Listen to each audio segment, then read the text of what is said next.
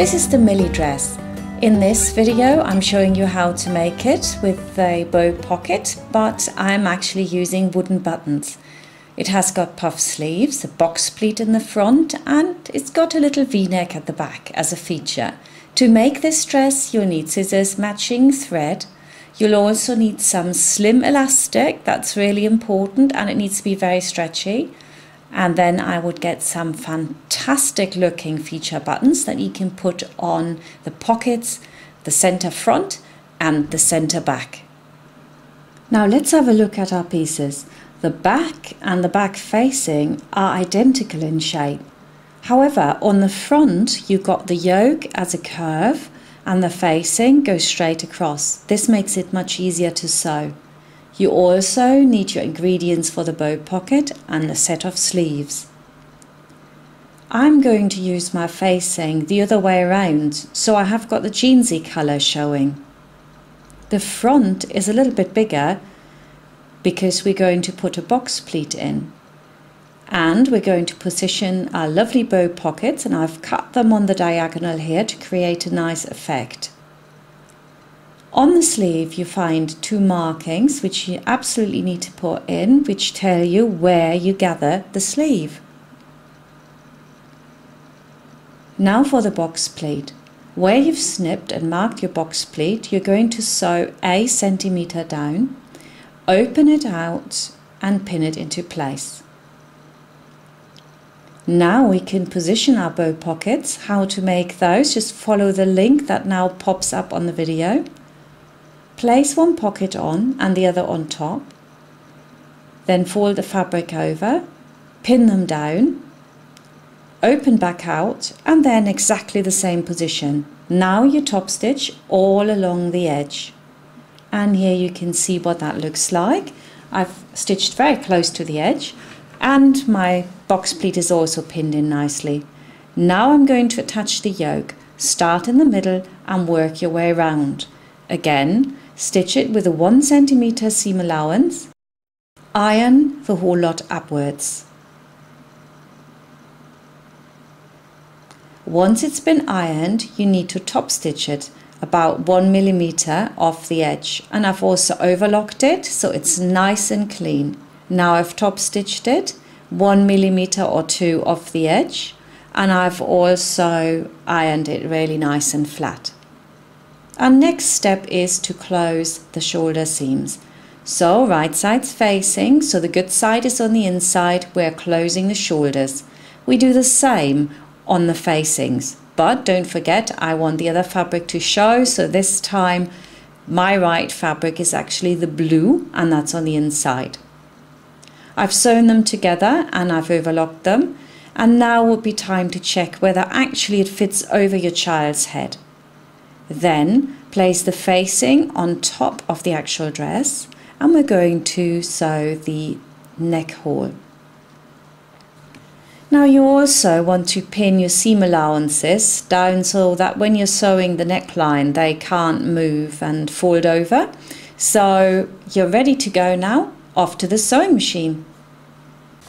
So on this part I thought I'll give you a bit of a close-up to see how that works. The important thing is that you always sew from the inside. So if you've got your pins here, you need to flip it over, line it up with your centimetre seam allowance, and now I'm going down to the difficult bit, which is the tip down here. You might want to put yourself a pin facing down. I've got my check, so it's really easy, but if you haven't got a check to look at like I've got here, then you might want to put a pin. Now I'm going to turn down my stitch length. I'm going down all the way down to stitch length 1. There. Take my pin out, lift the presser foot, turn it round. Okay, now I can get back to my bigger seam allowance. It's not necessary to have a small seam allowance all the way around. It's just where you've got the tip. We now want to cut right into that tip. Really brave with cutting right into it. And then where we have our curves, we also snip it, and then we take away the seam allowances, and you can now see they go in different directions, and that makes it really nice and flat. Stitching back the seam allowance is very, very important for the professional look. So again, seam allowances go that way, and this is my facing, so I'm stitching on top of the facing, nowhere else. I can't start all the way in the tip, I'm just going off the tip a little bit. Make sure your stitch length is big-ish because it looks nicer, and work your way all the way around. So what you can see here now is the stitching on top. Now when this is turned to the inside, even without ironing, you'll find that you'll get a very firm, lovely edge all the way around. So now it's also ironed, and you can see that gives you a really, really nice edge here. It's lovely. And on the inside, your facing covers this, but it doesn't go exactly to where the round bit is, and that is a reason. It is much easier to have it just loose hanging in there, so we're leaving that to make this dress a little bit easier to make. Our next step is to close the side seams, so we have to have the right sides facing. So just pop it in front of you like this and put a few pins in. It'll be 1 centimeter seam allowance from the top to the hem, and then obviously you do the same again also on your facing. So a few pins. So the seams are now closed here, they're not ironed yet, I have to still do that. And if I turn this inside out so you can have a look, I've closed my side seams and I've also overlocked them. I've closed the facings, and I've also overlocked all the way around so that they're ready. This is still loose, and I've overlocked the hem as well, so it's ready for turning up. The important thing is that you have the seam allowances here on the underarm going in opposite directions, so it's nice and flat. So if you put that on top of each other, just to check before you start ironing, and put a pin in here. Brilliant. And then of course this has to be on top of each other, so what I'm going to do now is I'm going to lie it nice and flat.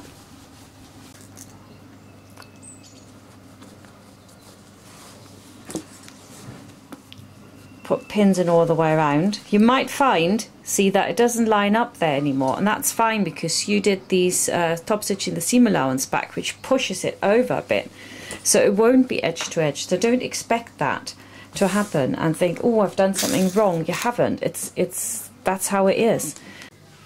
Like we did before, it's easier to sew from the inside. So turn the dress.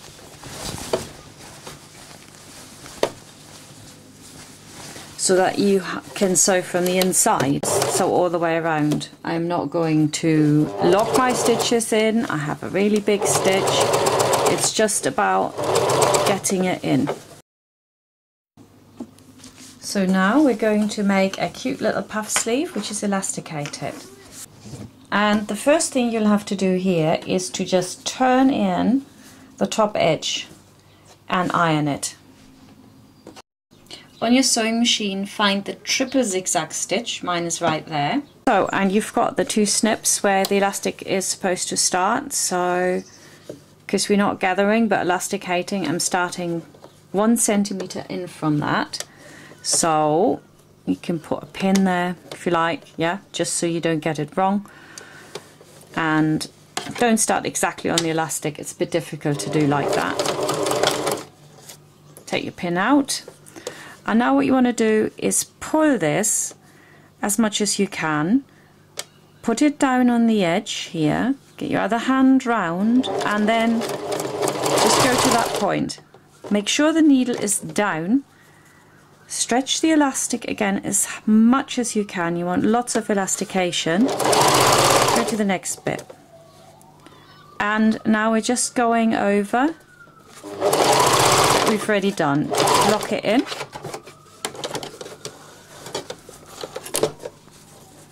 And what we're going to do next is turn this whole lot in.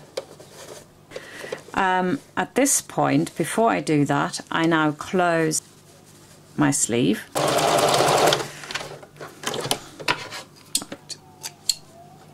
So I've done that.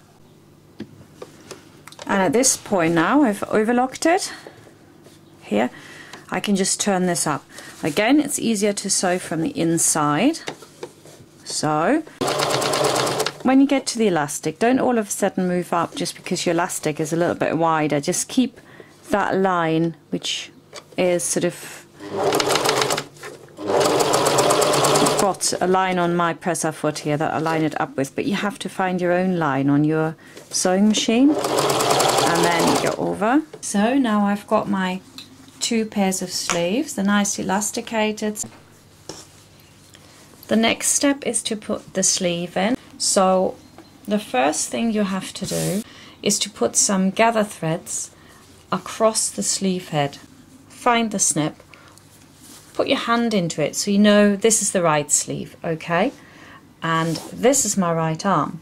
So I do it like this, so I know which way I have to do it.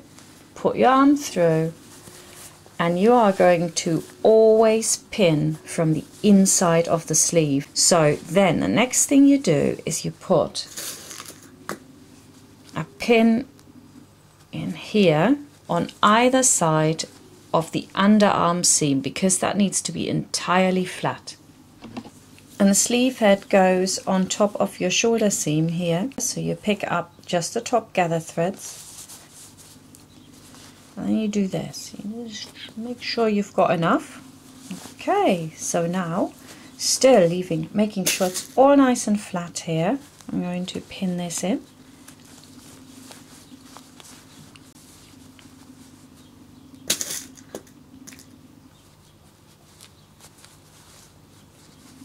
I'm going to pull it just a tiny little bit more. Figure of 8 around my pin. There we go. And now I will distribute it across the top, and it's actually quite important that it's fairly even across the top and fairly wide. So normally you'd say sort of 4 centimeters either side of the seam is the rule, but on a really small dress it's of course more like 3 centimeters. And then you turn it and you check that you've done it right, that it's all looking good. There you go. We're going to begin. Take your pins out. You see you've still got quite a bit of distance between the hem of your sleeve and what you're doing. And the fabric underneath always wants to crumple up, so one hand always has to smooth it out. Small steps, don't try to go around it without stopping quite a significant amount of times actually. Really take your time, and then when you get to the top as well, you can make sure that these really look nice. So if they're not perfect, you know, you can rearrange them a little bit, make sure it looks really, really nice. And because if it doesn't look nice from the inside, what's it going to look like from the outside, right? So now when we look at this, what we want to do is we want to remove the lower gather thread so you get a good idea, but you'd leave the upper one in. Oops, I've still got my needle in there. That's not going to work then, is it? And it looks very nice. So all I have to do now is to overlock it. I have overlocked them now so that they're nice and neat, and removed all my threads. Put the hem in front of you. And if you've got a check, it should be fairly easy to do. I've got my little dress finished. Look at that. It's beautiful. This is for a 2-year-old. All I have to do now is to stitch it through. But because this is a really, really nice dress, I'm actually going to hand stitch my hem, and I'm going to show you how to do that. You've got your fabric like that, okay? This is your hem. What you want to do is you want to turn it like that. Secure your thread, and then what you want to do is pick up a little bit of thread and a little bit more on that side, just a little bit of thread, a little bit more there, a little bit more, and pull it. Not too much, you want to leave it nice and loose, and when you turn that over you won't be able to see a thing. So I have actually hand stitched my hem now, and you can see it's all hidden in there, my seaming. Now the one thing you still need to do, thread up a double needle, put a knot in the end, yeah, and then here in the front, this will do that, won't it? I mean, once it's worn, that's what it'll do. And what you do simply is nice and flat, so it's in the right position, okay, and then what you do is you grab a little bit of this box pleat here and you just secure it with a few stitches either side, and then that can't go anywhere. And do exactly the same on the side seam, so you just pick it up here, make sure that none of this can rise up.